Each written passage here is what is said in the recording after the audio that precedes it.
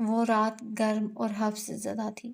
ہارون شاہد سلطان منزل سے آ کر سیدھا اپنے کمرے میں گیا تھا اور ابھی تک باہر نہیں آیا تھا۔ 9 بجنے والے تھے جب نوال اس کے کمرے کا دروازہ نوک کرتے اندر داخل ہوئی۔ وہ غالباً فریش ہو رہا تھا، تبھی باتھ روم سے پانی گرنے کی آواز آ رہی تھی۔ تھوڑی دیر بعد وہ باہر نکلا تو گھٹنوں سے ذرا نیچے تک آتے باتھ ٹب میں ملبوس تھا۔ ماں کو دیکھ کر شرمندہ سا واپس ڈریسنگ میں گھس گیا۔ اب باہر آیا تو بھوری شرٹ اور پینٹ پہن رکھی تھی۔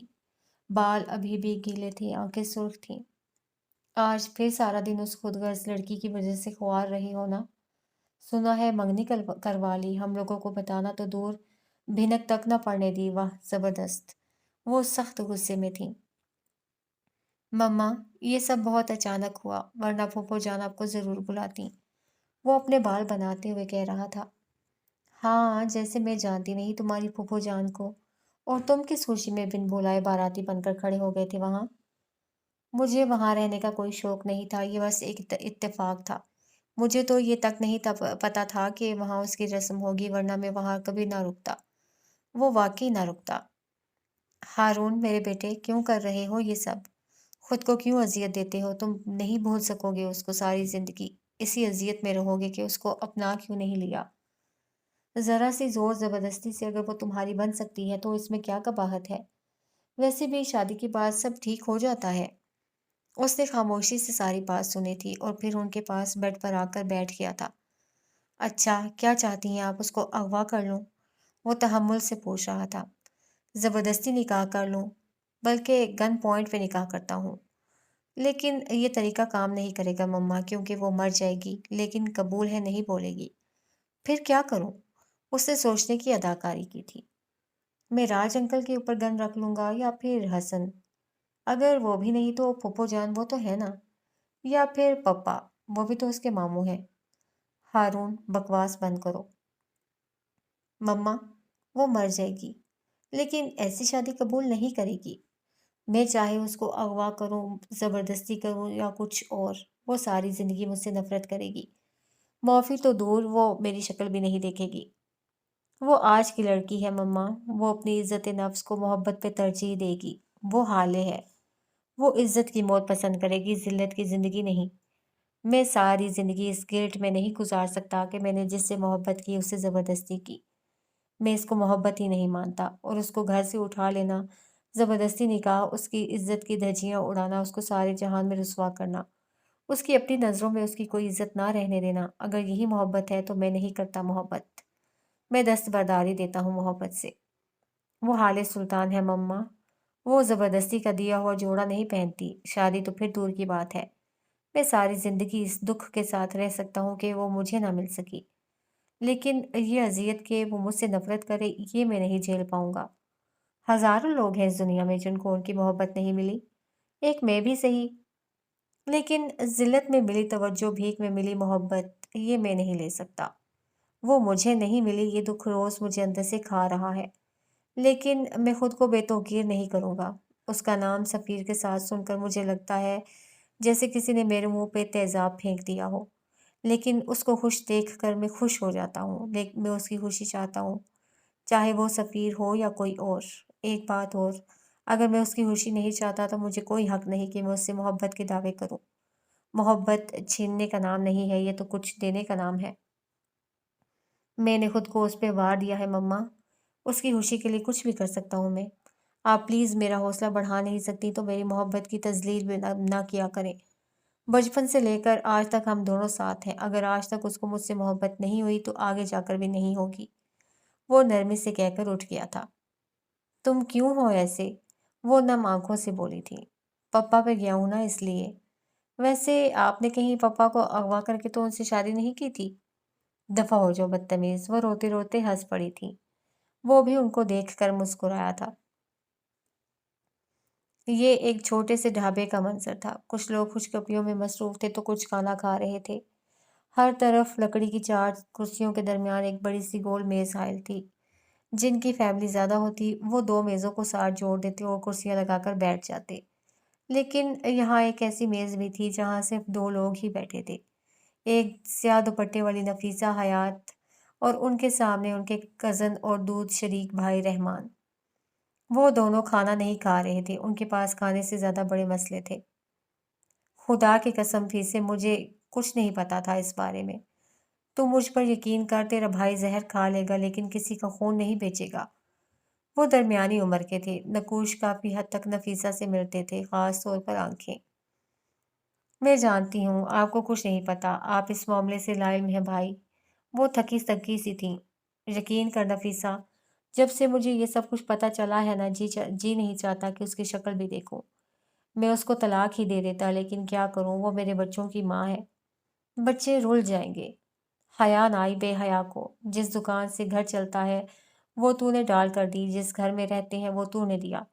ارے بچوں کی فیس تک تو بھرتی رہی ہو اب تک، اور وہ اس کی آنکھوں کی شرم مر گئی تھی۔ اماں کہتی تھیں یہ کم نسلی ہے، اس کو بیاہ کر مت لا، یہ اپنی نسل دکھا دے گی۔ لیکن نہیں، مجھ پہ تو بھوت سوار تھا محبت کا۔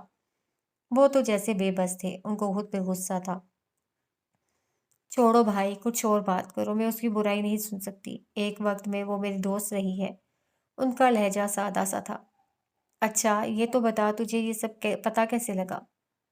جب میں امریکہ سے آئی اس کے اگلے دن ہی مجھے زری کی حقیقت پتہ چل گئی تھی، کیونکہ جو کچھ ہوا وہ کسی گھر والے کے ملوث ہوئے بغیر ممکن نہیں ہے۔ کوئی اتنا دلیر نہیں تھا کہ نفیسہ کے گھر میں گھس کر اس کے بیٹے کو ڈرگز دے۔ میں بیکری جا رہی ہوں یہ بات بس زری کو بتائی تھی، اور نہیں اس روز انہوں نے میرا تعاقب نہیں کیا تھا۔ وہ سب زری کی انفارمیشن تھی۔ خیر کڑیاں ملتی گئیں اور جو صورت سامنے آئی وہ آپ کی بیوی کی تھی۔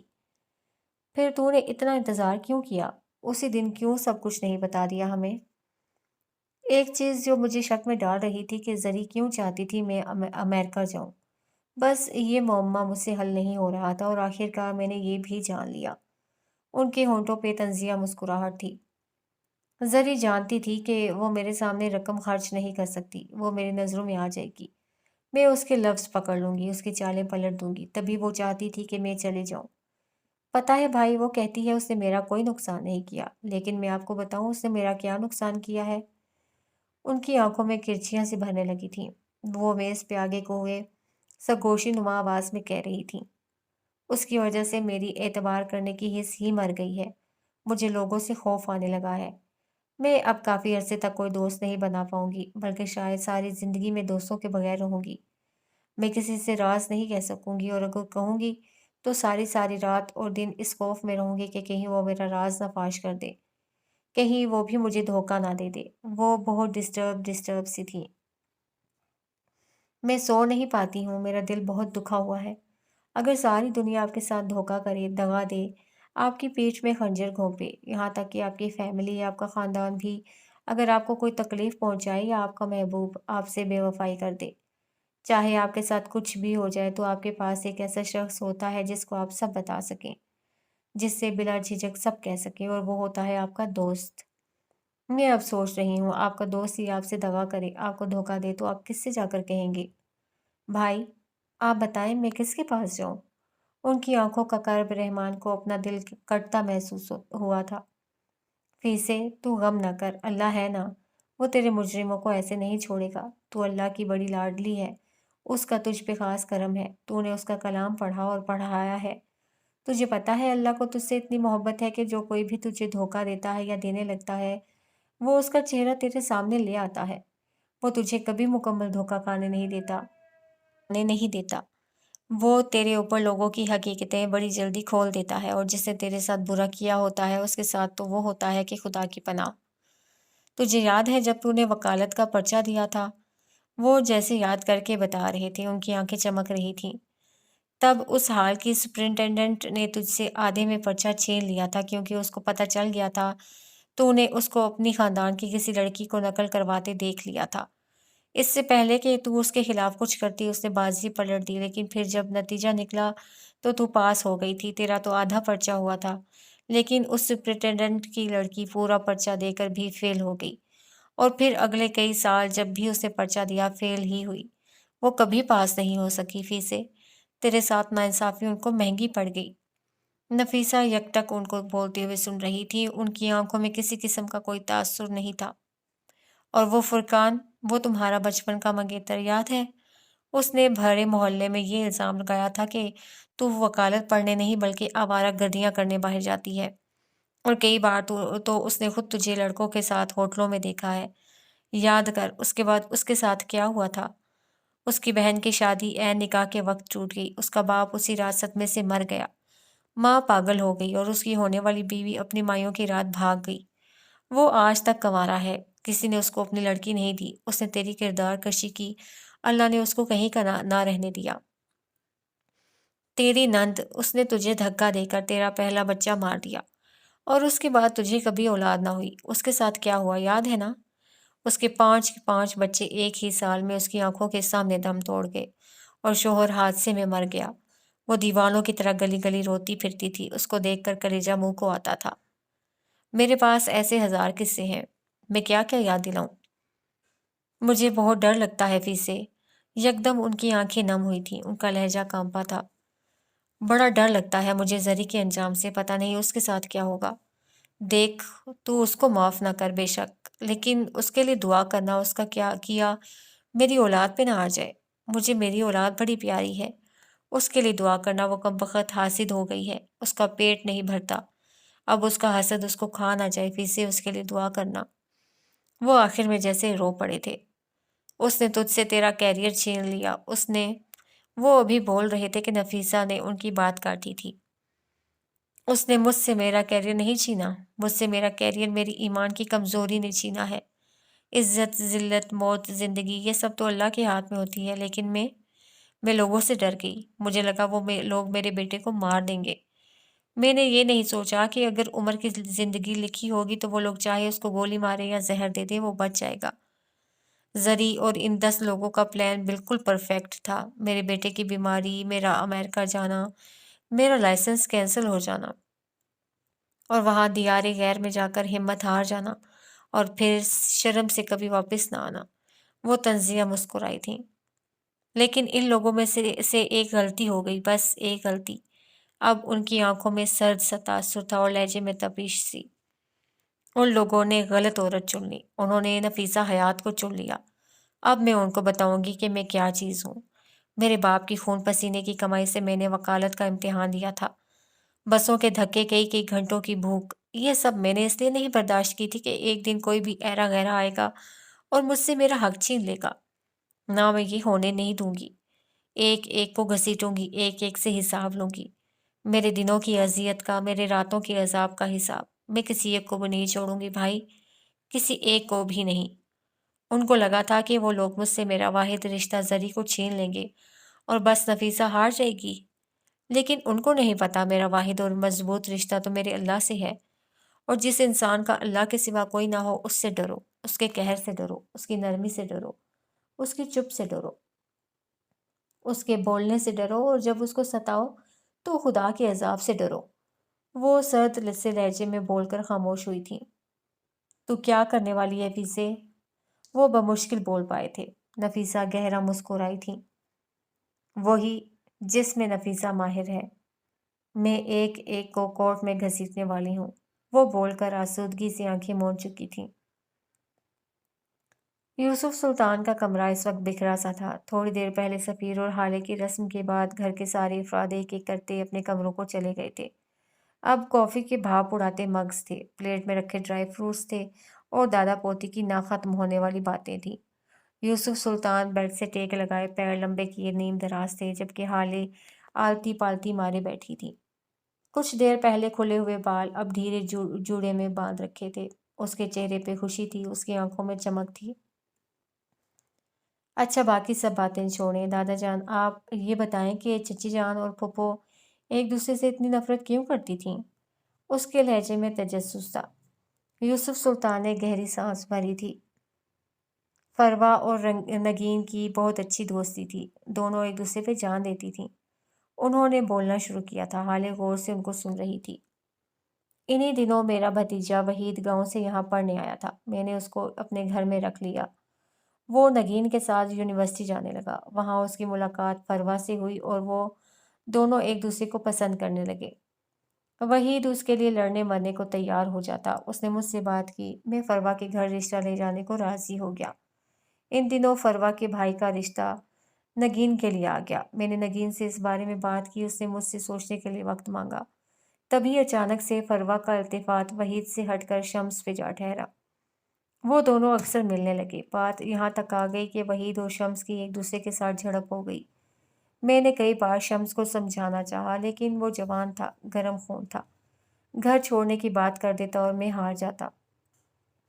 اسی طرح ایک دن شمس اور فروا باہر ملنے گئے اور وحید نے ان کو دیکھ لیا۔ وہ جذباتی سا بندہ تھا، اس نے شمس پہ ہاتھ اٹھا دیا۔ بس پھر کیا تھا، فروا نے اسی وقت اسی جگہ وحید کو تھپڑ مارا اور اسے یہ کہہ دیا کہ وہ اب شمس سے شادی کرے گی۔ فروا نے یہ سب پیسے کے لیے کیا تھا، سب جانتے تھے۔ وحید یہ صدمہ برداشت نہیں کر سکا اور اس نے خودکشی کر لی۔ دادا جان سانس لینے کو رکے تھے، حالے بے چینی سے آگے کوئی تھی۔ پھر کیا ہوا بتائے نا دادا جان۔ ہونا کیا تھا، شمس اور فروا کی شادی ہو گئی اور نگین کو فروا سے سخت نفرت۔ وہ اس کو دیکھتی تو منہ پھیر لیتی، یہاں تک کہ اس نے شمس سے بھی بات کرنی چھوڑ دی تھی اور نگین کے بھائی کے رشتے کو بھی منع کر دیا۔ وہ نگین سے بے تحاشا محبت کرتا تھا، لیکن نگین کی یہی رٹ تھی، میں اس خاندان میں شادی نہیں کروں گی، سانپ کے بل سے سانپ ہی نکلتا ہے۔ وہ بیچارہ نیم پاگل سا ہو گیا تھا۔ نگین کی محبت میں ہر روز وہ ہمارے دروازے پہ آ کر کھڑا ہو جاتا اور نگین سے معافی مانگتا، ایک ایسے گناہ کی جو اس نے کیا ہی نہیں تھا۔ فروا کو اپنے بھائی سے محبت تھی، بہت زیادہ محبت۔ اس نے نگین کے پیر تک پکڑ لیے تھے، لیکن وہ ٹس سے مس نہ ہوئی۔ نگین کی یہ بہت بری عادت تھی، وہ جب کسی ضد پہ اڑ جاتی تو چاہے غلط بھی ہوتی تو اس ضد کو چھوڑتی نہ تھی۔ خیر قصہ مختصر، نگین نے وہاج سے شادی کر لی اور اس کے اگلے ہفتے فروا نے زبردستی اپنے بھائی کی شادی کہیں کروا دی، لیکن وہ بیچارہ بمشکل چند ہی مہینے جی سکا۔ نگین کی محبت جان لیوا تھی، وہ جب مرا تو اس کے منہ سے خون نکلتا اور نگین کا نام نکلتا۔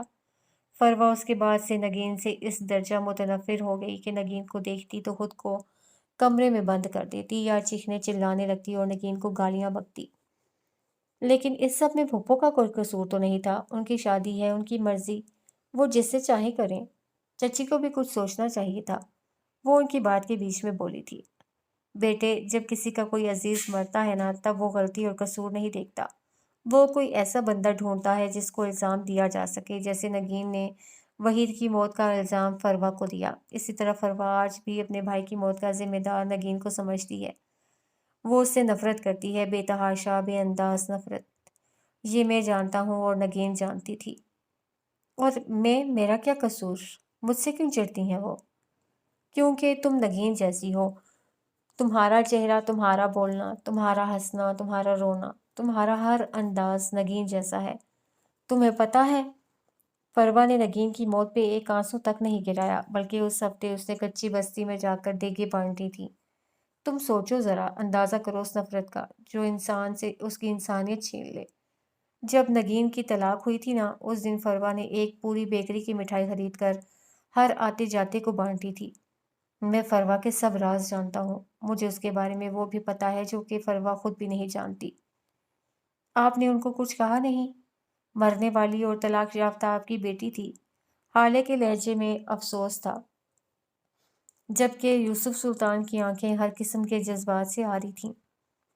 اگر وہاج چوڑا مرتا تو میں بھی دیگے بانٹتا، اگر اس کو کوئی بھی تکلیف ہوتی تو میں بھی مٹھائی بانٹتا۔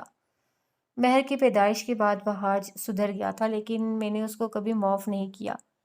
میرے لیے وہ ساری زندگی وہی وہاج رہا جس نے میری بیٹی پہ ہاتھ اٹھایا تھا۔ میں جب اس کو دیکھتا تھا میرا خون کھولتا تھا۔ جب میں اپنی نفرت پہ قابو نہیں رکھ سکتا تو مجھے کوئی حق نہیں کہ میں دوسروں کو درس دیتا پھروں۔ اللہ، کیسی ہٹلر فیملی میں پیدا ہو گئی ہوں میں، بس مرنے مارنے کی باتیں۔ میں تو جا رہی ہوں بھائی۔ وہ مٹھی میں ڈرائی فروٹس بھرتی بیڈ سے اترتی بولی تھی۔ دادا جان اس کو دیکھ کر مسکرائے تھے۔ اس وقت نہ جانا، فروا کا غم تازہ ہے۔ انہوں نے دروازہ کھولتی حالے کو پیچھے سے ہانک لگائی تھی۔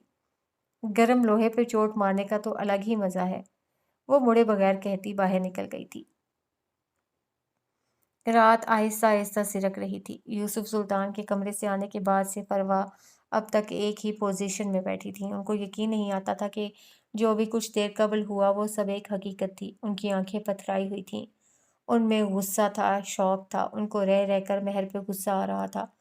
وہ کیسے ان کی بازی پلٹ گئی؟ وہ اب تک شوق میں تھیں کہ وہ چھٹانگ بھر کی لڑکی हाले किस तरह उनको मात दे गई। सदमा शदीद था। उसी वक्त उनके कमरे के दरवाजे पे हल्की सी दस्तक हुई। वो इसी तरह बैठी रहीं, मुड़ कर देखा तक नहीं, लेकिन वो इस चाह को पहचानती थीं, अच्छी तरह, बहुत अच्छी तरह। चची जान, मैं आ जाऊं? वो खुले दरवाजे पे खड़ी पूछ रही थी। हाले, मैं कम से कम इस वक्त तुम्हारी शक्ल नहीं देखना चाहती, वो मुड़े बगैर बोली थी। लेकिन मैं आपसे बात करने आई हूँ, आपसे माफ़ी मांगने और सुलह करने। सब सॉर्ट आउट करते हैं ना, कब तक आप इस तरह मुझसे चिढ़ती रहेंगी? वो बोलती हुई फरवा के पास आकर बैठ गई थी। उसका लहजा हल्का फुल्का सा था, जैसे इन दोनों के दरमियान किसी गुड्डे गुड़िया किसी लड़ाई हो। फरवा ने पूरे का पूरा घूम कर उसको देखा था। मुझे तुमसे चिढ़ नहीं है, मुझे तुमसे नफरत है। इतनी कि अगर तुम मेरे सामने मर भी जाओ तो मेरी आंख से आंसू ना निकले। इतनी कि अगर कोई तुम्हें मेरे सामने जिंदा जला डाले तो मैं इसको रोकूं ना। वो उसके पास बैठी, उसके बहुत करीब बैठी घुर्रा रही थी। हाले का सांस सीने में अटका था, लेकिन बज़ाहिर वो मुस्कुराती रही। चले छोड़ें ये नफरत मोहब्बत। मुझे ये बताएं, आप इस रिश्ते की मुखालफत क्यों कर रही हैं? मैं नहीं चाहती कि मेरी और सफ़ीर की शादी आपकी मर्जी के बगैर हो। आप मेरी माँ जैसी हैं, मैं आपसे बहुत प्यार करती हूँ। और ये सिर्फ लफाजी नहीं है, आई मीन इट। उसका लहजा सादा था, पुरखलूस। उससे चंद लम्हे पहले वाली फरवा की बात का असर ज़ाहिर करना चाहा। वो आज झगड़ा करने नहीं आई थी। फरवा उठ खड़ी हुई थी। उनकी आंखों में ऐसा सर्द तासुर था कि खुदा की पनाह। मैं बताऊं तुम्हें क्यों कर रही हूं मैं इस रिश्ते की मुखालफत? क्यों हूं मैं इसके खिलाफ? क्योंकि मैं जब जब तुम्हें देखती हूँ ना, मुझे तुम्हारी मकरू शक्ल फुप्पी याद आ जाती है। और मेरा जी चाहता है कि मैं अपने हाथों से तुम्हारा गला दबा दूं। मेरी फूफो के बारे में इस तरह बात मत करें चची। हाले ने उनको टोका था। और बताऊं, तुम दोगली हो हाले, तुम गोल्ड डिगर हो। पहले हारून को दोस्ती का झांसा दिया और कई साल उसके पैसों पैसों से ऐश करती रही। और जब शादी की बारी आई तो तुमने शहर का एक बेहतरीन बिजनेसमैन फांस लिया।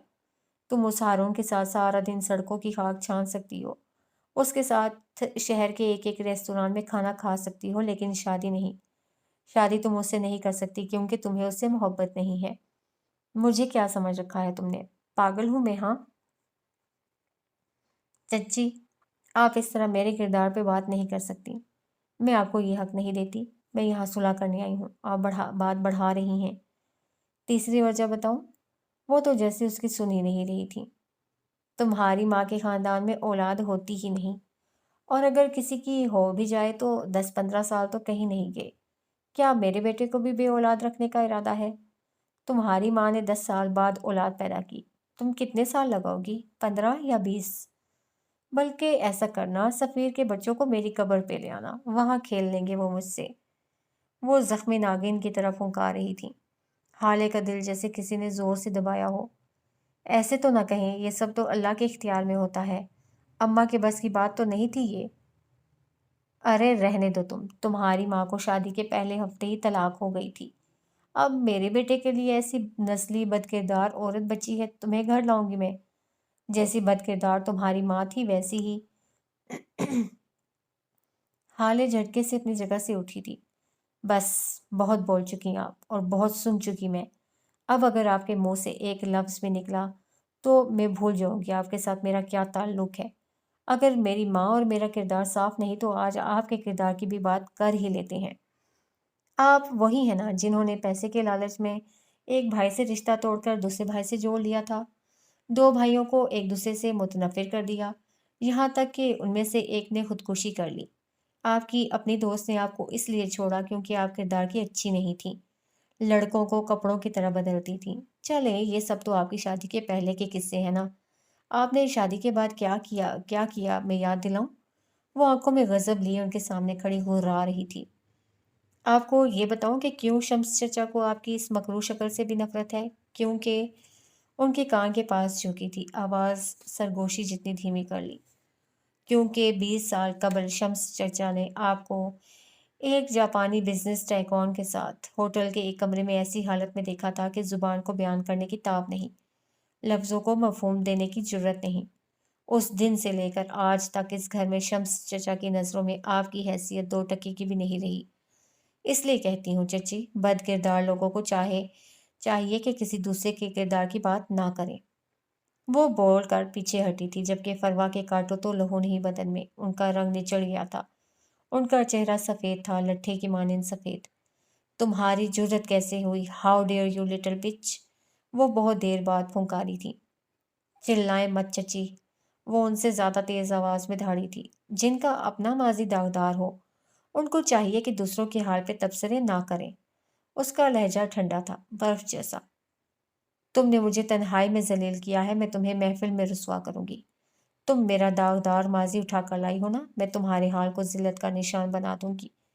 میں تمہارے ساتھ وہ کروں گی کہ ساری دنیا دیکھے گی۔ تم سے وہ چھینوں گی جس کا تم نے تصور بھی نہیں کیا ہوگا۔ تمہاری قسمت اب سے میں لکھوں گی حالے، اور میں تمہارے بخت میں وہ ذلت لکھوں گی کہ تم مر کر بھی اس داغ کو دھو نہیں سکو گی، یاد رکھنا۔ وہ حالے کی بالکل قریب کھڑی دبا دبا سا غرا رہی تھی، ان کے لہجے میں کاٹ سی تھی، جبکہ حالے دونوں ہاتھ سینے پہ باندھے خاموشی سے ان کو سنتی رہی، اور جب بولی تو بس اتنا: واتو عز من تشاء واتو ذل من تشاء۔ اللہ جسے چاہے عزت دے اور جسے چاہے ذلت دے۔ وہ بول کر رکی نہیں تھی، دروازہ ٹھاک کی آواز سے مارتی کمرے سے نکل گئی تھی۔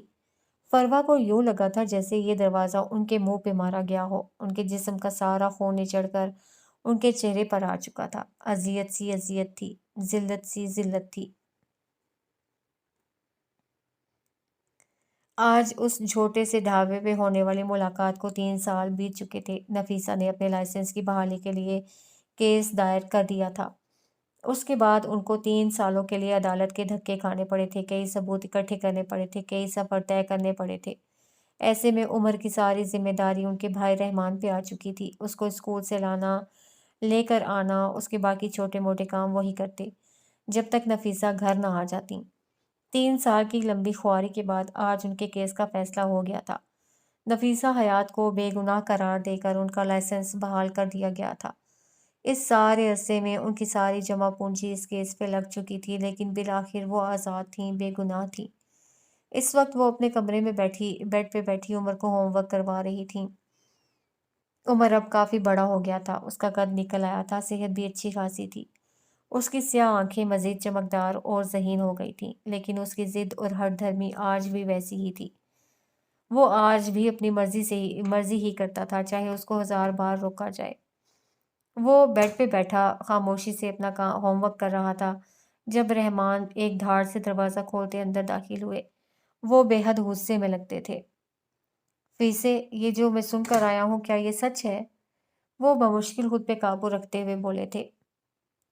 پہلے یہ تو پتہ لگے آپ نے سنا کیا ہے، وہ مطمئن سی بولی تھی۔ تو نے استعفیٰ دے دیا؟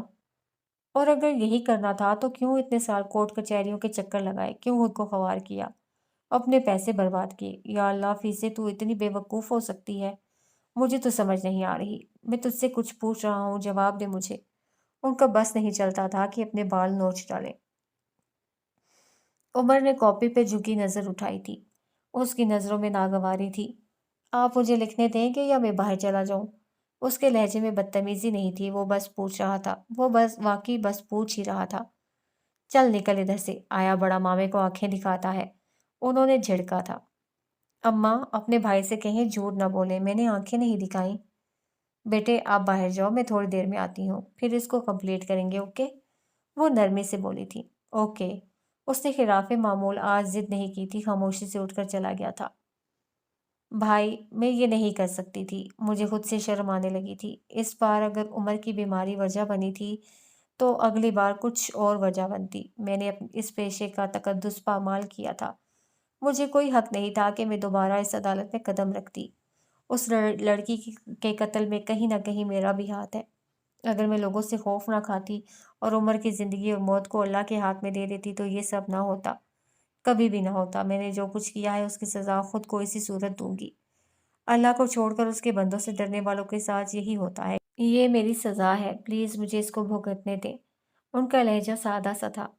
رحمان کے کندھے ڈھیلے پڑے تھے۔ پھر کیا کرے گی تو فیسے؟ کیا گھر بیٹھی رہے گی؟ اب کہ ان کا لہجہ فکر مند سا تھا۔ نفیسہ مسکرائی تھی۔ میں گھر بیٹھنے والیوں میں سے نہیں ہوں بھائی۔ جو گھر میں نے اور عمر اور اپنے لیے لیا تھا، کل اس کو بیچ آئی ہوں، اور اس کی جگہ میں نے ایک جم کے مالک سے بات کی ہے، وہ اس جگہ کو بیچنے کے لیے راضی ہے۔ میں وہاں لڑکیوں کے لیے سیلف ڈیفenس کلاسز ارینج کروں گی۔ میں ان کو ایسا ٹرینڈ کروں گی، ان کے لیے ایسے کوچ رکھوں گی کہ وہ 5 درندوں کا اکیلے مقابلہ کر سکیں۔ میں ایک لڑکی کو نہیں بچا سکی، لیکن میں کوشش کروں گی کہ کسی اور کو اس ظلم سے بچا سکوں۔ میں اپنے گناہ کا کفارہ ادا کروں گی اور یہی میرے لیے اچھا رہے گا۔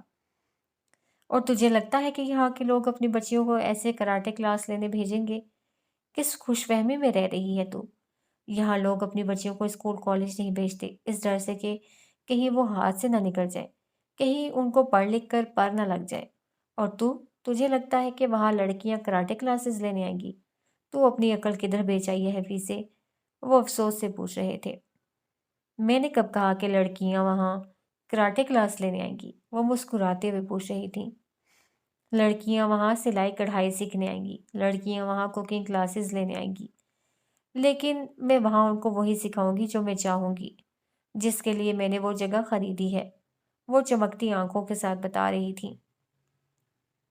مطلب تو لوگوں کو دھوکہ دے گی، اور اگر کسی نے گھر جا کر بتا دیا تو کیا کرے گی تو؟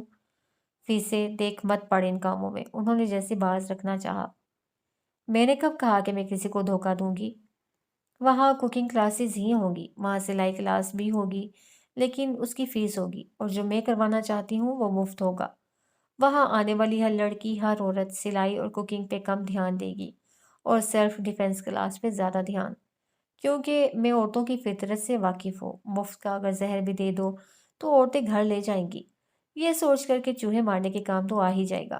عورتوں کو مفت کی چیزیں فیسینیٹ کرتی ہیں، اٹریکٹ کرتی ہیں۔ کیا کہہ رہی ہے مجھے سمجھ نہیں آ رہی، صاف صاف الفاظ میں بتا دے مجھے۔ وہ الجھ سے گئے تھے۔ دیکھیں، آپ نے بازار میں عورتوں کو دیکھا ہوگا، جہاں بھی جس بھی دکان کے سامنے سیل لگی ہوگی، عورتوں کا سب سے بڑا ہجوم وہی ہوگا۔ حالانکہ سیل میں رکھے کپڑے اتنے بیکار ہوتے ہیں کہ 2 دھلائیوں میں خراب ہو جائیں گے۔ وہ سیل میں رکھا ہوا 1,000 والا جوڑا تو لے لیں گی، لیکن دکان میں رکھا 1,500 والا سوٹ لیتے ان کی جان جائے گی۔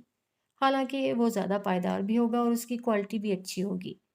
میں یہ نہیں کہہ رہی کہ عورتیں بیوقوف یا لالچی ہوتی ہیں، وہ بس کم پیسوں میں زیادہ چیزیں چاہتی ہیں، وہ تعداد چاہتی ہیں، معیار نہیں۔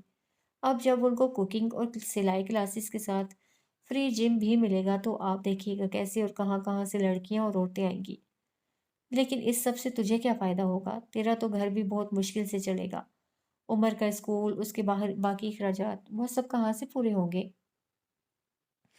مجھے فائدہ نقصان نہیں چاہیے، میں بس کفارہ ادا کرنا چاہتی ہوں، اور عمر کے اسکول اور باقی اخراجات کے لیے مجھے ایک لاء کالج میں لیکچرر کی نوکری مل گئی ہے، سب مینیج ہو جائے گا، پریشان مت ہوں آپ، وہ تسلی دیتے ہوئے بولی تھی۔ اور وہ مطمئن بھی ہو گئے تھے۔ تھوڑی دیر بعد جب نفیسہ ان کو گیٹ تک چھوڑنے گئیں تو وہ رک گئے، ہمت جمع کی اور بولنا شروع کیا۔ پھر سے تو زری کے لیے دعا کرنا وہ ٹھیک ہو جائے، بس تیری دعا میں بڑا اثر ہے۔ بس یہ فالج اس کی جان چھوڑ دے، قسم سے میرے بچے رول گئے ہیں۔ ان کے لہجے میں شرمندگی اور دکھ تھا۔ میں دعا کروں گی، ان کی طرف دیکھے بغیر بولی تھی۔ انہوں نے کہہ دیا، مطلب وہ دعا کریں گی۔ اوائل اپریل کے دن تھے، حبس اور گرمی اپنے عروج پہ تھی، شام کے 6 بجے کا وقت تھا۔ معراج سلطان کمپنی کے آفس میں پاور چیئر پہ بیٹھے مینیجر کو کوئی ہدایات دے رہے تھے، جب ان کا سیکرٹری فرحاد بنا نوک کیے آفس روم میں داخل ہوا۔ اس کی رنگت اڑی ہوئی تھی، اس نے کچھ بولنے کو منہ کھولا تھا کہ مینیجر کو دیکھ کر خاموش ہو گیا۔ معراج سلطان نے ناگواری سے اس کو دیکھا تھا اور مینیجر کو باہر جانے کا اشارہ کیا تھا۔ اس ادھیڑ عمر مینیجر کے جانے کے بعد ان کا رخ اب فرحاد کی جانب تھا۔ ہاں تو مسٹر فرحاد غفار، آپ یہ بتانا پسند کریں گے کہ ایسی کون سی آفت آ گئی تھی کہ آپ بنا نوک کیے میرے آفس میں آ گئے؟ ایتھکس ہیں آپ کے اندر یا نہیں؟ ان کا لہجہ اونچا نہیں تھا، اس میں بس ناگواری تھی۔ شمس سر نے ہیون سے ملحقہ ساری زمین مرزا صاحب کو بیچ دی ہے۔ آج صبح ہی مجھے ان کی سیکرٹری نے اطلاع دی ہے، سر سب ختم ہو گیا ہے۔ وہ لوگ ایک بار وہاں آ گئے تو سارے جگہ کا سکون خراب کر دیں گے، وہ ہیون کو برزخ سے بھی بدتر بنا دیں گے، کچھ کیجیے سر۔ وہ سخت پریشانی کے عالم میں بولے چلا گیا، جبکہ معراج سلطان کا چہرہ غصے سے سرخ ہو گیا تھا، ہاتھ کانپنے لگے تھے، ان کا بی پی ہائی ہو گیا تھا۔ شمس کہاں ہے؟ وہ بدقت بول پائے تھے۔ وہ باہر ملازمین کے ساتھ ہیں، تھوڑی دیر پہلے ہی اسلام آباد سے آئے ہیں، فرحاد نے اطلاع دی تھی۔ معراج سلطان ایک جھٹکے سے اپنی جگہ سے اٹھے تھے، ان کا چہرہ غیظ و غضب کی تصویر لگتا تھا۔ اپنے آفس کا کمرہ ایک دھاڑ سے کھولتے وہ سیڑھیاں اترتے جا رہے تھے۔ وہ یہ تک بھول گئے تھے کہ اتنی سیڑھیاں چڑھنے سے ان کا سانس پھول جاتا ہے۔ ان کو لفٹ کا استعمال کرنا چاہیے تھا، لیکن اس وقت ان کو کچھ یاد نہیں تھا۔ شمس سلطان حالے اور سفیر کی منگنی کی رسم کے بعد ارجنٹ میٹنگ کے لیے اسلام آباد روانہ ہو گئے تھے اور آج 2 دن بعد ان کی واپسی ہوئی تھی۔ اس وقت وہ کچھ ملازمین کے ہمراہ کمپنی کے گیٹ پہ کھڑے تھے۔ ان کی گاڑی تیار تھی، وہ شاید کہیں جا رہے تھے، لیکن کسی ملازم کی بات سننے رک گئے تھے۔ اسی وقت معراج سلطان ہانپتے ہوئے ان تک پہنچے تھے۔ شمس ان کو دیکھ کر مسکرائے تھے۔ معراج مسکرا بھی نہ سکے۔ ہمیں بات کرنی ہے شمس، اندر چلو۔ ان کا لہجہ سنجیدہ تھا۔ بھائی، میں آپ کو ایسی خبر سنانے والا ہوں کہ آپ سب کچھ بھول جائیں گے۔ وہ بہت خوش نظر آتے تھے۔ سب ادھر آ جاؤ، یہاں آؤ سب، بات سنو میری۔ انہوں نے بآواز بلند سب ملازمین کو اپنے قریب بلایا تھا۔ ایک ایک کر کے سب جمع ہونے لگے تھے۔ تھوڑی ہی دیر میں مجمع سا لگ گیا تھا۔ بھائی جان، میں نے اس زمین کا سودا کر دیا ہے، وہ بھی مارکیٹ پرائس سے 3 گنا زیادہ میں۔ وہ جوش سے بتاتے ہوئے ان کے قریب آ گئے تھے۔ اور آپ کو پتہ ہے، سفیر کی منگنی کی رات میں اسی کام کے لیے اسلام آباد گیا تھا۔ میں آپ کو سرپرائز دینے والا تھا۔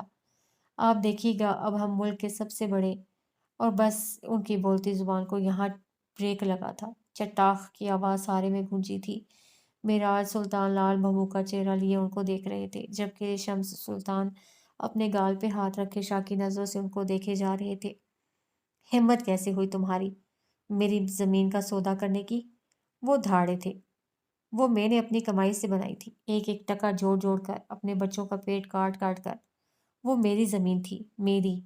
تمہیں کس نے حق دیا کہ تم میری اجازت کے بغیر اس کا سودا کراؤ؟ بولو۔ مارکیٹ سے 3 گنا پرائس پر بیچ آئے ہو نا، میں اس کو 1000 گنا زیادہ پہ بھی نہ بیچتا۔ لعنت ہو تم پہ شمس سلطان، لعنت! جس دن تم پیدا ہوئے اس دن پہ لعنت! ان کا چہرہ سرخ ہو گیا تھا، ماتھے پہ پورا جسم پسینے سے شرابور تھا۔ ان کے ہاتھ کانپ رہے تھے، ان کا پورا جسم کانپ رہا تھا، ان کا شوگر لیول ہائی ہونے لگا تھا۔ سارے ملازمین ان کو دیکھ رہے تھے، کچھ کی آنکھوں میں افسوس تھا تو کچھ کی آنکھوں میں استہزاء، کچھ کی زبانیں مکفل تھیں تو کچھ کی زبانوں پہ تبصرے۔ شمس اب تک شاکڈ تھے، ان کو اب تک یقین نہیں آتا تھا کہ یہ وہی ٹھنڈے اور نرم مزاج والے معراج سلطان تھے جو بڑی بڑی باتوں کو پی جاتے تھے، خاموش ہو جاتے تھے، صبر کر لیتے تھے، اور آج اتنی سی بات پہ سارے ملازمین کے سامنے اپنے چھوٹے بھائی پہ ہاتھ اٹھا لیا تھا۔ مجھے لگا تھا آپ خوش ہوں گے، اتنے عرصے سے وہ زمین بکی نہیں، اور اب جب میں نے اس کا سودا کیا تو 3 گنا زیادہ میں۔ اس کے علاوہ وہ لوگ ہمیں اس زمین پہ بننے والے پروجیکٹ سے 10% دیں گے، اور اس معاہدے کی کوئی مدت نہیں، یہ ہمیشہ کے لیے ہے بھائی، ہماری نسلیں تک سنور جاتی۔ وہ شوق سے باہر آ چکے تھے، اب ان کی آواز میں افسوس تھا۔ وہ زمین اس لیے نہیں بکی کیونکہ میں خود نہیں بیچنا چاہتا تھا، مجھے اس کے لیے مارکیٹ پرائس سے 6% زیادہ کا پروپوزل آ چکا ہے۔ اور ہماری نسلوں کی بات کرتے ہو، دوسروں کی نسلیں بے گھر کر کے ہماری نسل خوش نہیں رہ سکتی شمس۔ کسی کی خوشیوں کی قبر پہ اپنا محل تعمیر کرو گے تو ڈھہ جاؤ گے، اسی محل سمیت۔ وہ اولڈ ہوم کی زمین تھی شمس، میں اگلے ہفتے وہاں کام شروع کروانے والا تھا۔ یہ تم نے کیا کر دیا شمس، یہ تم نے کیا کر دیا؟ انہوں نے باقاعدہ اپنا سر پکڑ لیا تھا۔ ابھی شمس کچھ کہتے کہ معراج سلطان کی طبیعت خراب ہونے لگی، ان کا سانس اٹک رہا تھا، ان کا دل زور زور سے دھڑک رہا تھا، ان سے اپنے قدموں پہ ٹھہرا نہیں جا رہا تھا۔ شمس نے آگے بڑھ کر ان کو سہارا دیا تھا۔ ملازمین میں سے چند ایک نے ان کی مدد کی تھی اور معراج سلطان کو گاڑی میں بٹھایا تھا۔ گاڑی اب ہسپتال کی جانب روانہ تھی۔ شمس نے فوراً سفیر کو کال کر کے ہسپتال پہنچنے کا کہا تھا اور خود بار بار پریشانی سے اپنے بڑے بھائی کو دیکھتے جاتے۔ معراج سلطان نے اپنی پڑھائی ختم کرنے کے بعد اپنے والد سے اپنا حصہ طلب کر لیا تھا، جو کہ ان کو مل بھی گیا، لیکن آدھا۔ انہوں نے ان پیسوں سے شہر کے بیچوں بیچ کئی ایکڑز پہ پھیلی ہوئی زمین خریدی تھی۔ انہوں نے اپنا حصہ کاروبار کے لیے مانگا تھا، لیکن بعد میں انہوں نے وہی پیشہ اپنایا جو کہ ان کو شروع سے پسند تھا۔ وہ زمین 2 سال تک اسی طرح پڑی رہی اور پھر 2 سال بعد معراج سلطان نے اپنا باقی کا حصہ بھی لے لیا اور اس زمین پہ کنسٹرکشن کا کام شروع کروا دیا۔ اصل میں انہوں نے چھوٹے سے پیمانے پہ ایک یتیم خانہ بنوایا تھا جس کا نام انہوں نے ہیون رکھا تھا۔ آہستہ آہستہ ان کے اس کام میں برکت ہوتی گئی، ان کو ڈونیشنز ملنے لگی और उन्होंने हेवन के साथ मुल्हिका ज़मीन पे उन्हीं यतीम बच्चों के लिए एक स्कूल और अस्पताल बनवा लिया था। जब यूसुफ सुल्तान को इस बात का पता चला तो उन्होंने डोनेशन के तौर पे कुछ रकम देने की पेशकश की, जिसे मेराज सुल्तान ने अपनी कुछ रकम मज़ीद शामिल करके शम्स के साथ कारोबार में लगा लिया। वो कंपनी से 25% हिस्सा लेते थे, जिसमें से 15% हेवन प्रोजेक्ट पर खर्च होता और बाकी 10 में से 5 वो अपने बच्चों पर खर्च करते और बाकी 5% का उन्होंने कभी हिसाब नहीं दिया था। वो कहते थे वो 5% हकदारों को मिलता है। अब वो हकदार कौन थे, ये बात तो मेराज सुल्तान ही जानते थे। कुछ अरसे से एक कामयाब रेस्टोरेंट चेन चलाने वाले बरतानवी साथ पाकिस्तानी रेस्टोरेंट्स ओनर फ़हीम मिर्ज़ा ने उनसे हेवन खरीदने की बात की थी और मेराज सुल्तान ने उसी वक्त शाइस्तगी से माजरत कर ली थी, लेकिन उस मोटे दिमाग के आदमी को ये साफ इनकार हजम नहीं हुआ था। अब वो बार बार कॉल्स करके हेवन को खरीदने की ख्वाहिश जाहिर करते और मेराज सुल्तान हर बार मना कर देते। कुछ अरसा से वो धमकियों पे भी उतर आए थे, लेकिन मेराज ने खातिर ख्वाह असर नहीं लिया था। हेवन के बिल्कुल करीब उनकी कुछ ज़मीन अब भी खाली थी, जिस पे उन्होंने एक ओल्ड होम बनवाने का सोचा था। लेकिन थैंक्स टू शम्स सुल्तान, उन्होंने अपनी बेवकूफ़ी की वजह से क्या कुछ बर्बाद किया था, उनको अंदाज़ा भी नहीं था। सफ़ीर इस वक्त हाले के साथ गाड़ी में था। आज हाले को एक सेमिनार में जाना था। वहाँ से फारिग होते ही उसने सफ़ीर को कॉल कर ली थी और वो उसको लेने आ भी गया था। वो लोग घर से थोड़ा ही दूर थे। सफ़ीर को शम्स सुल्तान की कॉल मौसूल हुई। उसके चेहरे पे साया सा लहराया था, लेकिन वो जल्द ही खुद को कंपोज कर गया था और बस ओके डैड मैं पहुंच रहा हूँ कहकर कॉल काट दी थी। हाले अपने मोबाइल पे लगी थी, उसे ध्यान नहीं दिया था। Is everything fine? उसने स्क्रीन से नजरें हटाए बगैर सवाल किया था। सफ़ीर कुछ सोच रहा था, उसने जवाब नहीं दिया। हाले ने सर उठाया था। सफ़ीर मैं आपसे बात कर रही हूँ, सब ठीक है आपके? वो ज़रा बुलंद आवाज़ में बोली थी। हाँ, सब ठीक है। वो मुस्कुराया था। हाले भी उसको देखकर मुस्कुराई थी। तभी उसको अपने पैर के नीचे कुछ महसूस हुआ। उसने झुककर चेक किया तो उसको एक बोतल दिखी। वो उसको हाथ में लेकर सीधी हुई, लेकिन जैसे ही उस पर लिखी तहरीर पे नजर गई, हाले ने गोया करंट खाकर उस बोतल को दूर फेंका था और अपने बैग से टिश्यू निकालकर अपने हाथों को रगड़ने लगी थी। सफ़ीर ने अचंभे से उसको देखा था, लेकिन कुछ बोला नहीं। ये किसकी है? उसने नीचे पड़ी बोतल की तरफ इशारा करते हुए पूछा था। जिसकी ये गाड़ी है। बला का सकून था उसकी आवाज़ में। आप आप ड्रिंक करते हैं? वो मारे हैरत के बस इतना ही बोल पाई थी। ये कोई बड़ी बात नहीं है। मेरा जो काम है और जिन पार्टीज़ में मैं मदऊ होता हूँ वहाँ ये सब आम है। मैं अगर इससे दूर भागूंगा तो सब मुझे दकियानूस समझेंगे। हाले ट्राई टू अंडरस्टैंड। वो आम से लहजे में कह रहा था, जबकि हाले पर तो हैरतों के पहाड़ ही टूट पड़े थे। आप गुनाह को आम कह रहे हैं सफ़ीर? अगर ये आम है फिर तो वहाँ और भी बहुत बहुत कुछ आम होगा।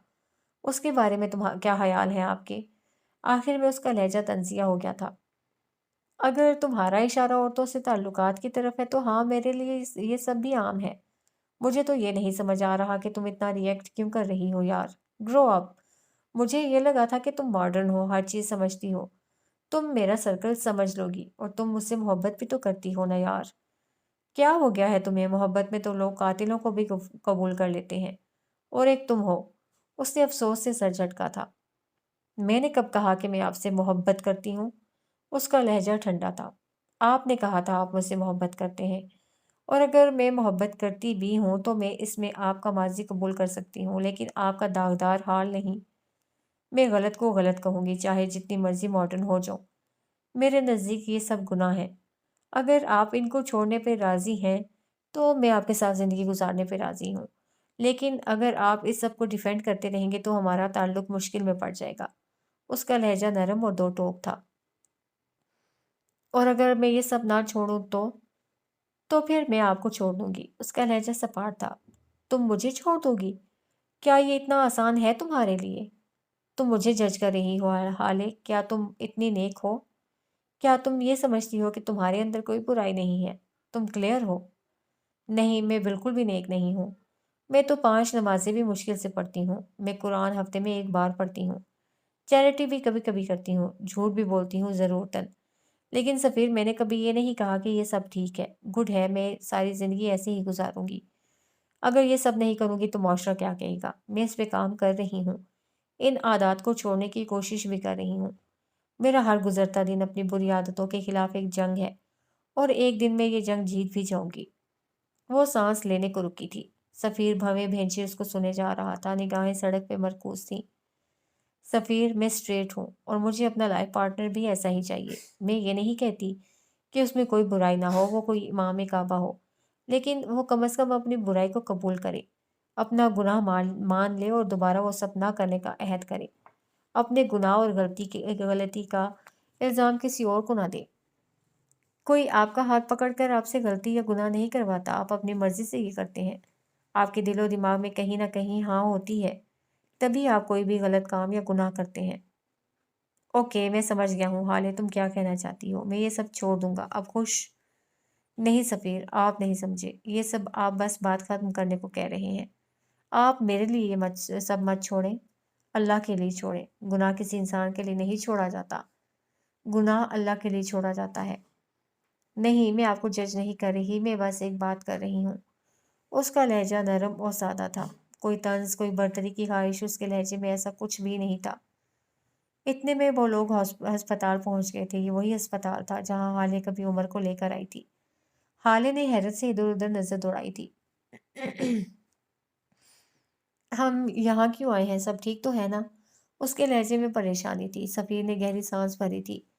अगर तुम पैनिक ना करो तो बताऊँगा। बताएँ सफ़ीर, मेरा दिल बैठा जा रहा है। बड़े पापा का बीपी शूट कर गया था। डैड उनको अस्पताल लेकर आए हैं। महर और मम्मी भी यहीं हैं, तो मैं तुम्हें भी ले आया।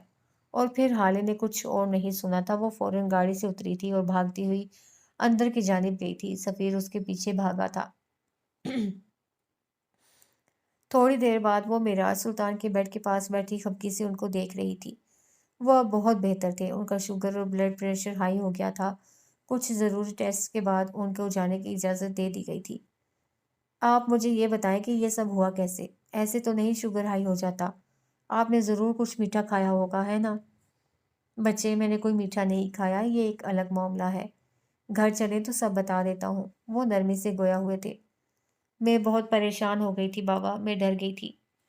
आप मंगनी वाले दिन से कुछ परेशान हैं बाबा, क्या आप खुश नहीं हैं? मैं खुश हूँ बेटे, लेकिन मैंने तुम्हारे लिए कुछ और सोच रखा था। ज़हन के निहा खानों पे एक दराज कद से आंखों वाले नौजवान ने दस्तक दी थी। कोई ऐसा जो मुझसे भी ज़्यादा तुम्हारी हिफाजत करता और मुझसे ज़्यादा मोहब्बत और इज़्ज़त देता तुम्हें। लेकिन खैर, बख्त के आगे किसकी चलती है? इसी वक्त उनका सेक्रेटरी फरहाद नॉक करते हुए अंदर आया था। सर, कोई हयात साहब आपसे मिलने आए हैं। वो चौंके थे, लेकिन जाहिर नहीं होने दिया।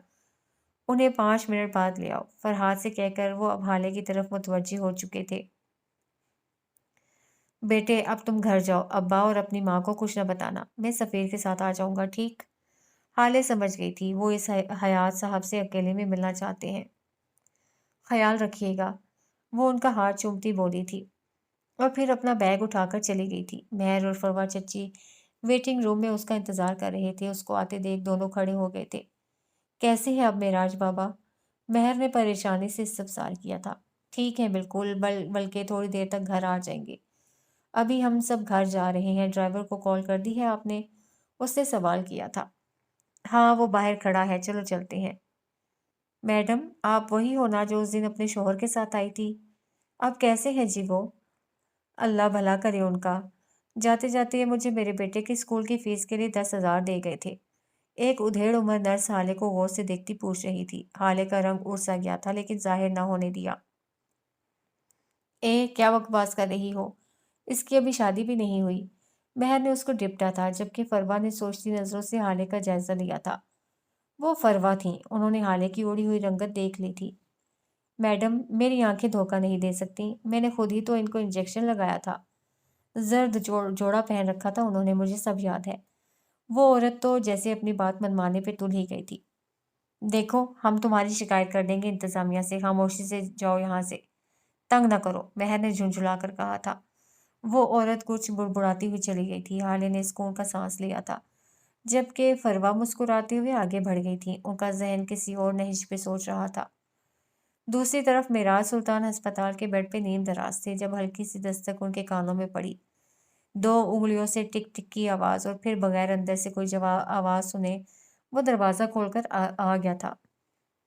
जब उसको इजाजत चाहिए ही नहीं होती तो वो दस्तक देता क्यों था? उसने आज स्याह टी शर्ट के साथ नीली जीन्स पहन रखी थी, सर पे पी कैप, शेव हल्की बड़ी हुई, बाल माथे पे बिखरे हुए, आंखें सपाट सी। अंदर कदम रखते ही उसने दोनों हाथ जीन्स की जेबों में डाल लिए थे। वो कदम कदम चलता उनके पास रखी कुर्सी पे बैठ गया था, बोला कुछ भी नहीं। तुम आजकल मेरी फैमिली के कुछ ज्यादा ही आसपास नजर आने लगे हो। खैर तो है? उनका अंदाज मशकूक सा था। भूले मत, ये सिर्फ आपकी फैमिली नहीं है, मेरा भी उतना ही हक है इन सब लोगों को देखने और मिलने का। खैर ये बताएं, आज ये उम्र रसीदा जज साहब ने अस्पताल का रुख क्यों कर लिया? उसका अंदाज लापरवाह सा था, जबकि उसकी आंखों में फिक्रबाजी थी। जैसे तुम तो नहीं जानते होगे। जानता तो मैं हूं, लेकिन फिर भी बीमार के मुंह से उसका हाल सुनना एक अलग चीज है। वो साइड टेबल पे रखी दवा की शीशियों की जगह आगे पीछे करता बोल रहा था। मैं राज सुल्तान से बात करते वक्त वो उनकी आंखों में नहीं देखता था। उसे शायद डर रहता था कि वो उसकी आंखें पढ़ लेंगे। शम्स ने मेरी जमीन बेच दी। उनके लहजे में गुस्सा और अफसोस बेक वक्त दर आए थे। गलत। मिस्टर शम्स ने आपकी जमीन का बस सौदा किया है, बेची नहीं। अब तक कागजात आपके पास महफूज हैं, क्योंकि इस जमीन की अटर्नी आपके पास है। तो कोई कैसे उसे बेच सकता है? आपका भाई पार्टी से मिल सकता है, सौदा कर सकता है, लेकिन बेच नहीं सकता। वो अब भी दवाइयों की शीशियों के साथ लगा था। तुम्हें कैसे पता? उनके लहजे में हैरत थी और खुशी भी। मुझे सब पता होता है, वही बेनियाज लहजा। लेकिन फरहाद ने तो कुछ और ही बताया। फरहाद को ये आधी अधूरी खबर भी मैंने दी थी। वो ऐसे बता रहा था जैसे अभी मेरा सुल्तान उसको कोई तमगा देंगे। और एक और बात, आपका सेक्रेटरी किसी काम का नहीं है। ऐसा करें उसको निकाल दें और मुझे उसकी तनख्वाह जितने पैसे दे दिया करें। क्या ख्याल है? वैसे भी उससे ज्यादा तो आपके काम मैं कर देता हूँ। क्या करोगे इतने पैसे? वो मुस्कुराए थे। पैसों में खेलूंगा। आपको पता तो है मैं कितना पैसा परस्त हूँ। वैसे मैं सोच रहा था कभी कंपनी चक्कर लगाऊं और शम्स से कहूँ जरा मेरा हिस्सा तो रखे मेरे हाथ पे। सच हाथ बहुत तंग है आजकल। बदतमीज। रिलेशनशिप टाइटल नहीं इस्तेमाल कर सकते तो जनाब या सर ही कह लो। उसने तो जैसे सुना ही नहीं। मेराज ने बात बदल ली थी। मैं हेवन को हाले और हसन के नाम करना चाहता हूँ। हाले की शादी पे उसको ये गिफ्ट देना चाहता हूँ। वैसे भी मैं बूढ़ा हो रहा हूँ। मैं चाहता हूँ कि अब वहाँ की भाग दौड़ किसी जवान और मजबूत हाथों में दे दूँ। हाले की शादी? उनका रिश्ता कब हुआ? उसने गर्दन उठाई थी। बाकी सारी बातें जैसे बेमायनी थी। 2 दिन पहले उसकी मंगनी हो गई है सफीर के साथ। बहुत खुश है। वो आम से लहजे में बता रहे थे। उमर दोबारा गर्दन झुकाए उन शीशियों पर झुक गया था। लेकिन इस बार उसको सारी तरतीब भूल गई थी, कौन सी शीशी कहाँ रखनी है। आपने बताया नहीं? वो बहुत देर बाद बोला था। उसको कुछ बुरा लगा था, बहुत बुरा। तुम्हें तो सब पता होता है, उन्होंने तंज किया था। उमर फीका सा मुस्कुराया था। आप हेवन को बेशक खाले के नाम कर दें, लेकिन पावर ऑफ अटार्नी मुझे दे दें। उसका लहजा सादा था। वो उनकी आंखों में देख कर बोला था। उन्होंने उसकी आंखें पढ़ ली थी। वहां कोई साजिश, कोई लालच, कोई मफाद नहीं था, बस फिक्र थी, मुखलिसी थी। क्यों? उन्होंने सवाल किया था। क्योंकि हाथ वही मजबूत होते हैं जिनको किसी हाथ के छूटने का खौफ नहीं होता। मेरे हाथ। उसने दोनों हाथ ऊपर उठाए थे। ये बेखौफ है, ये निडर है। इनके पास खोने को कुछ नहीं। आपकी बेटी। उनके दोनों हाथ खौफजदा हैं। उनके पास खोने को बहुत कुछ है। आपको शम्स और सफ़ीर पे एतबार नहीं करना चाहिए। आप अपनी बेटी को ऐसे घर में भेज रहे हैं जिस घर का एक फर्द आपकी ज़मीन का सौदा आपकी इजाज़त के बगैर कराता है। कल को ये ज़मीन उनकी बहू की प्रॉपर्टी होगी। सोचें वो लोग क्या क्या कर सकते हैं। वो अपने अज़ली बाएतमाद लहजे में बोल रहा था। मैं इस बारे में सोचूंगा। मेराज सुल्तान ने गोया बात ही ख़त्म कर दी थी। वैसे तुम मेरी प्रॉपर्टी के मामलात में इतनी नज़र क्यों रखे हुए हो? उनकी आंखें मशकूक अंदाज में सिकुड़ी थीं। जाहिर है आपका वारिस हूँ। आप खुद ही तो कहते हैं आपका बेटा हूँ मैं। پھر آپ کی پراپرٹی میں میرا بھی حصہ ہوا نا؟ میں تو بس اپنے حصے پہ نظر رکھے ہوئے ہوں۔ وہ ہلکا سا مسکراتے ہوئے بول رہا تھا، گال کا گڑھا واضح ہوا تھا۔ ایک ڈھیلا نہیں دوں گا میں تمہیں، سمجھے؟ وہ خفگی سے بولے تھے۔ دیکھ لیں گے، ویسے یہ مرزا کے کچھ زیادہ ہی پرپرزے نکلنے لگے ہیں۔ آپ اجازت دیں تو گورنر ہاؤس کی ہوا کھلواؤں اس کو، یا پھر 2 دن کے لیے اٹھوا لیتے ہیں، کیا خیال ہے؟ میراج سلطان نے اس کو افسوس سے دیکھا تھا۔ جب میں تم سے پہلی بار ملا تھا تب تم ایسے نہیں تھے عمر۔ تم کیا بنتے جا رہے ہو؟ ان کے لہجے میں رنج سا تھا۔ وہ تلخی سے مسکرایا تھا۔ جانتا ہوں میں معصوم تھا، ہے نا؟ اس دنیا میں آپ کو قدم قدم پہ بھیڑیے ملیں گے جج صاحب۔ ان بھیڑیوں سے مقابلہ کرنے کے لیے ان سے بڑا بھیڑیا بننا پڑتا ہے۔ میں نے بھی بس وہی کیا۔ میں اب وہ معصوم عمر نہیں رہا، اب میں ایسا بھیڑیا بن گیا ہوں کہ اگر کسی بھی ذرا سے خطرے کی بو محسوس ہوئی تو چیر پھاڑ دوں گا۔ مجھے ایسا وقت نے بنایا ہے جج صاحب، کوئی بھی شوق سے ایسا نہیں بنتا۔ وہ ان کو دیکھ نہیں رہا تھا، اس کی نظریں اپنے جوگرز پہ جمی تھیں۔ کہا نہ وہ ان کی طرف دیکھ کر بات نہیں کرتا تھا۔ خیر، شادی کب کر رہے ہو؟ آپ کی اطلاع کے لیے عرض ہے، مجھے ایک لڑکی پسند ہے، کچھ دنوں میں اس کو پرپوز کروں گا شادی کے لیے، دیکھتے ہیں کیا ہوتا ہے۔ اس کا لہجہ عام تھا لیکن اس کی آنکھیں ان میں الوہی سی چمک تھی۔ میراج سلطان خوش ہوئے تھے، بے حد خوش۔ تمہیں یقین ہے وہ ہاں کر دے گی؟ مجھے یقین ہے وہ نہ کر دے گی۔ وہ فوراً سے پہلے بولا تھا۔ ان کی خوشی ماند پڑ گئی تھی، جوش ٹھنڈا پڑ گیا تھا۔ تو پھر پروپوز کرنے کا مطلب؟ انہوں نے دانت کچکچائے تھے۔ میں رسک لینا چاہتا ہوں تاکہ بعد میں یہ پچھتاوا نہ رہے کہ میں نے اپنے لیے کچھ نہیں کیا۔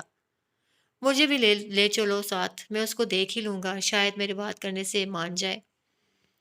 آپ سے بات ہی تو نہیں کروا سکتا۔ وہ اتنا ہلکا بڑبڑایا کہ وہ بمشکل خود سن پایا ہو۔ کچھ کہا؟ جی، میں نے کہا کہ آپ جیسے عمر رسیدہ لوگوں کا ہم جیسے جری جوانوں کے ساتھ کیا کام؟ ویسے سنا ہے اس جری جوان کو جب گولیاں لگی تھی تو ایک لڑکی اس کو کندھے پہ ڈال کر ہسپتال لے گئی تھی۔ انہوں نے مسکراہٹ دبائی تھی۔ میں نے تو یہ بھی سنا ہے کہ جج صاحب سے ان کی محبوب بیوی ناراض ہے، اسی لیے وہ آج کل ذرا اکھڑے اکھڑے رہتے ہیں۔ اس نے بھی تاک کر نشانہ لگایا تھا۔ ابھی وہ کچھ کہتے کہ سفیر اور بخش دروازہ کھول کر اندر داخل ہوئے۔ عمر نے پی کیپ چہرے پہ آگے کو کر لی اور لمبے لمبے ڈگ بھرتا وہاں سے نکل گیا۔ سفیر نے اس کو جاتے دیکھا تھا۔ بخش کے ہاتھ میں کچھ ادویات کے شاپر تھے۔ اس نے بھی مڑ کر اس سیاہ شرٹ والے نوجوان کو دیکھا تھا۔ یہ کون تھا بڑے پاپا؟ ہے ایک بہت قریبی، تم نہیں جانتے بیٹے۔ سفیر نے مزید کوئی سوال نہ کیا تھا۔ وہ خاموشی سے ان کو اٹھانے لگا تھا، ان کو گھر جانا تھا۔ یوسف سلطان اپنے کسی دوست کی عیادت کو گئے ہوئے تھے۔ جب واپس آئے تب تک مہر حالے اور فروا کے ساتھ گھر آ چکی تھی۔ دادا جان لان میں بیٹھے تھے جب مہر ان کے اور اپنے لیے چائے بنا کر لے آئی تھی۔ فروا اور حسینہ بیگم بھی اس وقت لان میں موجود کرسیوں پر بیٹھی تھیں۔ وہ اپنے وعدے کے مطابق اس کے ساتھ صبح واک بھی کرتے، چائے بھی پیتے، اس کا لایا کھانا بھی کھاتے۔ غرض کہ ان دونوں کے درمیان کشیدگی ختم ہو چکی تھی۔ جس طرح گھر والوں نے ان کی ناراضگی پہ سوال نہیں اٹھایا تھا، بالکل اسی طرح سلطان منزل کے مکین اس صلح پہ بھی خاموش تھے۔ مہر نے یوسف سلطان کے لیے چائے بنا کر کپ ان کو تھمایا تھا۔ اسی وقت حالے لون کی جانب آتی دکھائی دی۔ حالے کو دیکھ کر دادا جان کی آنکھیں چمک اٹھی تھیں۔ وہ اب ان کے نزدیک آ گئی تھی۔ دادا جان نے ہمیشہ کی طرح اس کے لیے اپنے بازو وا کیے تھے۔ مہر کا تھمایا ہوا کپ انہوں نے میز پہ رکھ دیا تھا۔ حالے ان کے پاس آتے ہی جھک کر ان کے گلے لگ گئی تھی۔ میڈا سکون، یوسف سلطان پورا سارا تئیں تے قربان بچے میری آل اولاد تئیں تے گھوڑا۔ میرا سکون یوسف سلطان پورا کا پورا تم پہ قربان، اس کی آل اولاد تم پہ واری جائے۔ میں کو مکھن لاندے پہ ہو، تساں سب سمجھ آندہ ہے میں کو۔ مجھے مکھن لگا رہے ہیں آپ، سب سمجھتی ہوں میں۔ وہ ان سے الگ ہوتے ہوئے اس کے ساتھ رکھی کرسی پہ بیٹھتی ہوئی بولی تھی۔ فروا نے مہر کو دیکھا تھا، ان کی آنکھوں میں تمسخر تھا، گویا کہہ رہی ہوں وہ حالے کے ہوتے ہوئے تمہیں نہیں دیکھیں گے۔ مہر نے نظروں کا زاویہ بدل لیا تھا۔ مہر ماں، حالے کے لیے بھی چائے بنا دو۔ وہ اس کی طرف دیکھے بغیر بولے تھے، حالے کے ہوتے ہوئے وہ کسی کو کیسے دیکھ سکتے ہیں؟ حسینہ ان سب سے بے نیاز چائے کے گھونٹ گھونٹ اپنے حلق میں اتار رہی تھی۔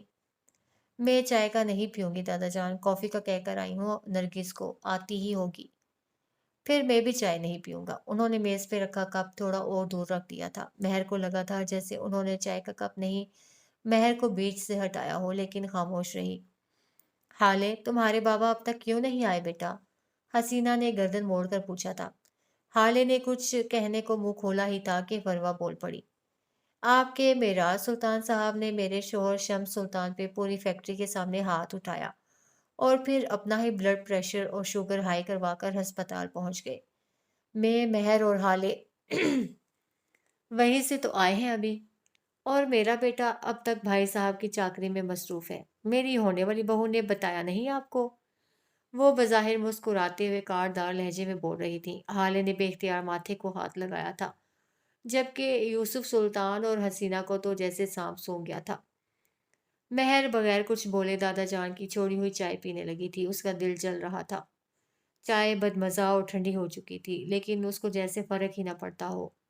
इसी वक्त शम्स की गाड़ी पोर्च में रुकी थी। वो लंबे लंबे डग भरते अंदर की तरफ जा रहे थे। फरवा भी उठकर उनके पीछे चली गई थी। वो जख्मी शेर की तरह अपने कमरे में यहाँ से वहाँ चक्कर लगा रहे थे। कोट उतार कर दूर फेंक दिया था। चेहरे पे बेतहाशा गुस्सा था। ड्रेसिंग की आधी चीजें जमीन की नजर हो चुकी थी। वो बार बार चेहरे पे हाथ फेर कर खुद को पुरसकून करने की कोशिश करते। इसी वक्त फरवा कमरे में दाखिल हुई। उनको देखकर शम्स ने चेहरे के जाविये बिगाड़े थे। मैं इस वक्त तुम्हारी मकरू शक्ल नहीं देखना चाहता। बेहतर होगा तुम यहाँ से दफा हो जाओ। वो अपने लहजे को बमुश्किल नॉर्मल रखते हुए बोले थे। 1,000। वो बाजू सीने पे बांधे अजीब से लहजे में बोली थी। शम्स ने रुक कर अचंभे से उनको देखा था। 1,000 लोगों के सामने उन्होंने तुम्हारे मुंह पे थप्पड़ मारा, तुम्हें गालियां दी, उनकी आंखों का तमस्कुर। आह! शम्स ने खुद को जिल्लत की अथाह गहराइयों में डूबता महसूस किया। उस दिन तुमने सफीर के रिश्ते के लिए हाँ इसलिए की थी ना, कि ताकि तुम्हें हाले का हिस्सा भी मिले। तुम जानते थे हाले के हिस्से में हेवन भी आएगा और वो जमीन भी। तुमने अपने बेटे को बेचा। शम्स, तुम कैसे कर सकते हो ये? तुम इतने लालची, इतने इमोशनलेस कैसे हो गए? शम्स चंद लम्हे खामोशी से उनको देखते रहे और फिर जब बोले तो उनके लहजे में आग सी तपिश थी। 20 साल पहले उस होटल रूम में जो कुछ मैंने देखा, उसने मेरे इमोशंस नोच लिए। उस मंजर ने मेरे दिल से मोहब्बत नोच ली। उस दिन से लेकर आज तक मैं सिर्फ और सिर्फ अपनी ज़ात और पैसे के लिए जीता हूँ। मेरा वाहिद इश्क मेरी कंपनी है। फरवा ने डुबडुबाई आंखों से उनको देखा था। मैंने वो सब कुछ तुम्हारे लिए किया था शम्स। मैं वहां तुम्हारे लिए गई थी।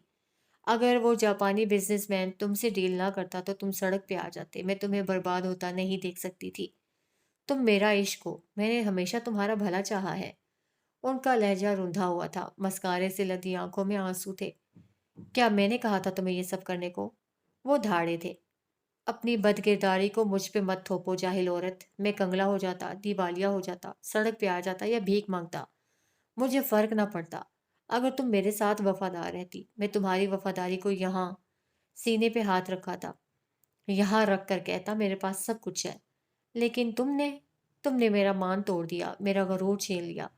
मुझे बर्बाद तो तुमने किया फरवा। अब तुम मुझे अपनी बदकिरदारी की जस्टिफिकेशन दोगी? अब तुम कह रही हो तुम शर्मिंदा हो? उनके लहजे में तनफ्फुर था, दुख था, नफरत थी। बल्कि नहीं, तुम्हारा कोई कसूर नहीं फरवा। मैंने अपने भाई का हक मारा था ना। मैंने उसके साथ जुल्म किया था, मुझे उसका बदला मिल गया। किसी का हक मारना इतना आसान नहीं होता। मैंने जान लिया। मैंने कई बार वहीद को ख्वाब में देखा था, उदास, मगमूम, परेशान। लेकिन उस रात फरवा, उस रात वो कह लगा रहा था। उसकी वो खोखली हंसी में आज तक नहीं भूल पाया। तुमने मेरे साथ बड़ा जुल्म किया है फरवा। मैंने खुद के साथ बड़ा जुल्म किया है। मैं बदनीयत हो गया था। बाबा जान से ही कहते थे, बदनीता दे घर नहीं वस्तन। लेकिन मैं नहीं समझा। मैंने खुद के साथ जुल्म किया। बड़ा जुल्म। वो आज़ुर्दा से लगते थे। मैंने वो सब कुछ हमारी फैमिली के लिए किया, हमारे बेटे के लिए किया शम्स। उनके आंसू मुसलसल बह रहे थे। तुमने कुछ भी मेरे लिए नहीं किया। तुम्हें नए नए मर्दों की आदत थी। पहले वहीद, फिर मैं, उसके बाद वो जापानी बिजनेसमैन और न जाने कितने लोग, कितने मर्द और होंगे। और किस बेटे की बात कर रही हो तुम? पता नहीं वो मेरा बेटा है भी या नहीं। उन्होंने बोलकर सर झटका था। اور بس یہ بات فروا کے دل میں نشتر کی طرح کھپ گئی تھی۔ شمس، وہ چلائی تھی، نہ نہ نہ نہ، چلانا مت، تم اس پوزیشن میں نہیں ہو ہنی۔ آواز اٹھانے کو، چلانے کو صاف ستھرا کردار چاہیے ہوتا ہے، بات میں وزن پیدا کرنے کو دیانتداری چاہیے ہوتی ہے، خود پہ اعتماد کروانے کو اپنی وفا ثابت کرنی پڑتی ہے، اور تم میری جان، تمہارے پاس یہ تینوں چیزیں نہیں ہیں۔ اب تم اپنی شکل گم کرو، میرے پاس تم سے زیادہ بڑے مسائل ہیں۔ وہ بیزاری سے کہہ کر اپنا لیپ ٹاپ اٹھائے صوفے پہ جا بیٹھے تھے۔ وہ قدم قدم چلتی ڈریسنگ ٹیبل کے آئینے کے سامنے کھڑی ہو گئی تھی۔ وہ خاموش تھی، بالکل خاموش، جیسے پتھر کا بت ہو۔ کافی دیر بعد جب وہ بولیں تو ان کی آواز میں برسوں کی تکن تھی۔ میں نے اس شادی کو بچانے کی ہمیشہ کوشش کی، تم سے محبت کی، عشق کیا۔ ان کا ہاتھ اپنی گردن میں پہنے نازک سے ہیروں کے نیکلس پہ تھا۔ تمہارے لیے سب کچھ کیا، یہاں تک کہ خود کو بھی بیچ دیا۔